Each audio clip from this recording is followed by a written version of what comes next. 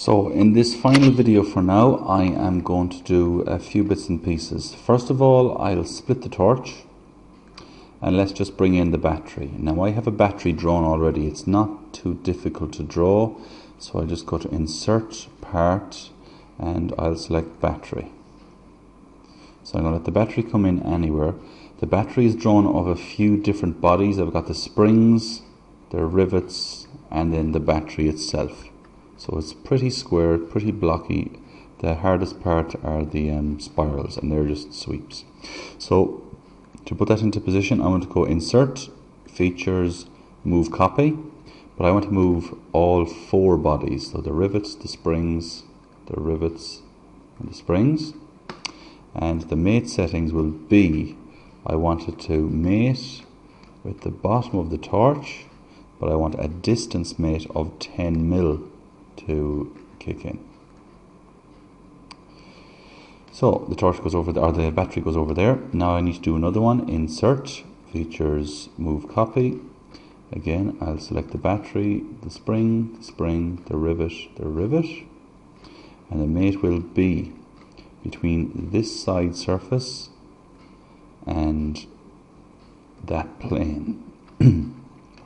Now I know that the battery is 66 wide, so I will put a distance mate of 33, and if needs be I will flip the dimension. Just give it a moment to think about it, and now the battery is perfectly centered in that direction. And finally, Insert, Features, Move, Copy, select the battery, the rivet,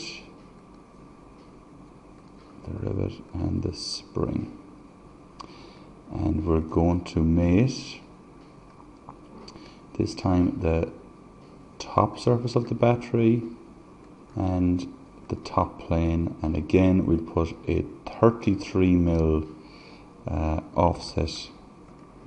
Hopefully the battery will be centered in the torch now. Just for some reason it didn't pick up everything here, so I'm going to start that again. Let's see what happened there. We'll go to Insert, Features, Move Copy. I don't think I was careful enough the last time when picking the bodies.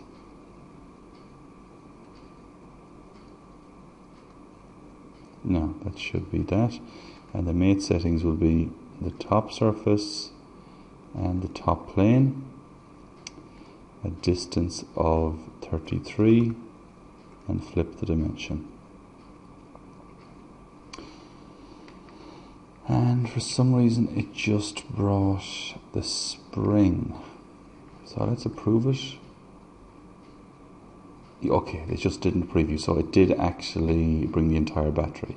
So the battery is located in the center, which is very useful if you want to put a bit of circuitry between here and there. Now in order to cut that shape out, I'm going to go Insert, Features, Combine, do a subtract, and the main body will be the torch, and the bodies to combine will be the battery, the springs, and the two little rivets. They all need to go.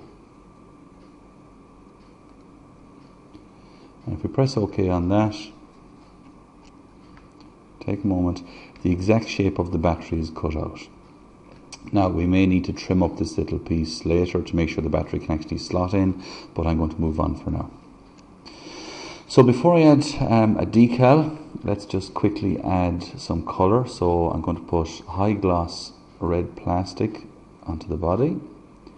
I'm going to put, let's say, a low gloss dark grey or a black plastic onto this thicken.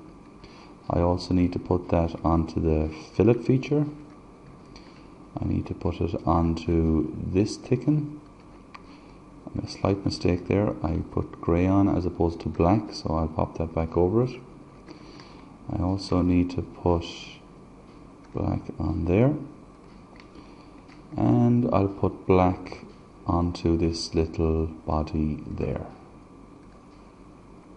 and onto its fillets. And just for the cord, I'll go down and find fabric. You can experiment yourself, but there's a cloth fabric that looks okay on the sweep, that looks okay in the render, and we'll put the cloth fabric on there. And finally, just for the lens, we can put on gloss, and we can put on mirror. See how you get on with mirror. If mirror doesn't look well, polished titanium usually looks pretty good. So finally, to put on a decal, we can first of all just go to PowerPoint, which is a very good place to edit decals. Both these decals look good. This GMIT decal, if I right click and format the background of the PowerPoint slide, I can see that it actually has a white background. So to clip out the white background, double click it, go to color, set transparent color, and then click any of the white area. So to save this, right click and close this first, right click, save as picture, and just call it logo. And I'll save it to my desktop and to this file so I can get it. So it's called logo. Now interestingly enough, this is just a text box within one of the Office programs. You can right click and save as picture, and I'm going to call this text box image.